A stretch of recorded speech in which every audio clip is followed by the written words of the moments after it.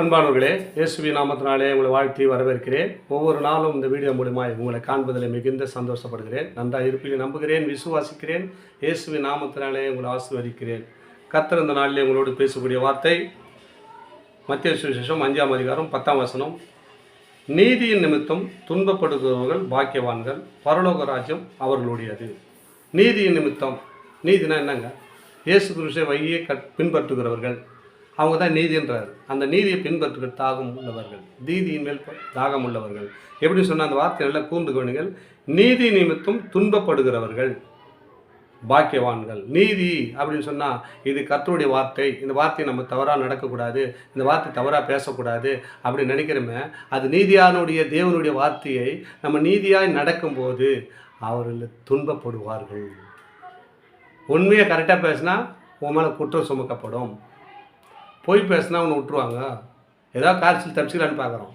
ஆனால் இங்கே என்ன ஆண்டு சொல்கிறான்னா, நீதியின் நிமித்தம்,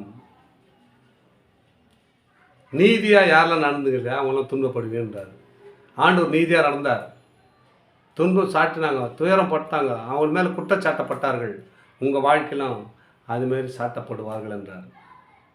இந்த வருஷத்தில் எப்படிலாம் கஷ்டப்பட்டுருப்பீங்க, எவ்வளோ போராட்டம் பண்ணியிருப்பீங்க, ஜெபித்து பண்ணியிருப்பீங்க. நீதி நிமித்தமாய் இயேசுடைய பிரமாணத்தை கை கொண்டு அவர் வழியில் நடந்து கொண்டிருக்கிறேன், இது செய்யக்கூடாது, செய்தால் வாழ்க்கையில் இதெல்லாம் பிரச்சனை போயிடும், ஏசப்பா என்னை வந்து கண்டிப்பார், இயேசு எங்களை வாழ்க்கையில் எங்களை உயர்க்க மாட்டார் அப்படிலாம் எவ்வளோ துன்பப்பட்டு எத்தனை நாள் நீங்கள் பிரயாசப்பட்டு நீதி நிமித்தம் துன்பப்பட்டிருப்பீங்க. நீங்களாம் பாக்கியவானாக இருக்க பாருங்க. ஆண்டவர் உங்களை பார்த்து தான் சொல்கிறார், நீங்களாம் பாக்கியவான்கள். நீதியின் நிமித்தம் துன்பப்படுகிறவர்கள் பாக்கியவான்கள், பரலோக ராஜ்யம் அவர்களுடையது. பரலோக ராஜ்யம் உங்களுதுங்க. ஆண்டவர் இப்போ சொல்லிட்டார் 2024 பரலோக ராஜ்யம் யாரெல்லாம் நீங்கள் துன்பப்பட்டுக்கிறீங்களோ, என்ன நிமித்தம், என்னுடைய வசனத்து நிமித்தம், என்னுடைய வார்த்தை நிமித்தம், எங்களுடைய எங்கள் செய்கைகளை நீங்கள் எப்படிலாம் கடைப்பிடிச்சு அதில் நடக்கும்போது துன்பப்படுவீர்கள், துயரப்படுவீர்கள், வேதனைப்படுவீர்கள், அவமானப்படுவீர்கள் என்றார். அப்படி இருக்கிறவங்க பாக்கியவான்கள், பரலோக ராஜ்யம் உங்களுக்கு தாம்பான்றார். யாரெல்லாம் அது நேசிக்கிறீங்க, யாரெல்லாம் நம்புறீங்க, யாரெல்லாம் விசுவாசிக்கிறீங்க, நிச்சயங்க அதான் உறுதி. நீதி நிமித்தம், நீதியானவர் இயேசு கிறிஸ்து, அவரை நிமித்தம் நம்மளாம் வேதனைப்படும் போது நம்மளை வந்து 4 பேர் திட்டுவாங்க. பிரசங்கம் பண்ண போவோம், இல்லைனா ஒரு டேக்ஸ் கொடுக்க போவோம், அங்கெல்லாம் வந்து நம்ம என்ன பண்ணுவாங்க, கேவலமாக பேசுவாங்க. அதை நிமித்தம் நம்ம என்ன பண்ணோம், வெட்கப்படுவோம், வேதனைப்படுவோம். அவங்க தான் பாக்கியவான்றார் ஆண்டவர். என் நீதி நிமித்தம், அவருடைய நீதி நிமித்தம் துன்பப்படுகிறவர்கள் பாக்கியவான்கள். இவங்க தான்பா பரலோகத்து ராஜ்யத்தில் இருக்க போகிறவங்க அப்படின்னு இங்கே பூலோகத்தில் உங்களுக்கு சர்டிஃபிகேட் கொடுக்குறாருங்க. யாரெல்லாம் அப்படி இருக்க போகிறீங்க?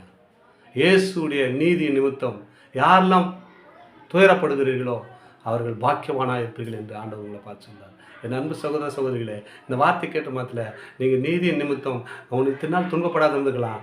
இப்போ நீதி நிமித்தம் நடக்கும்போது உங்கள் வாழ்க்கையில் துன்பம் வரும், துயரம் வரும், பாடுகள் வரும், நிந்தனைகள் வரும், போராட்டங்கள் வரும்.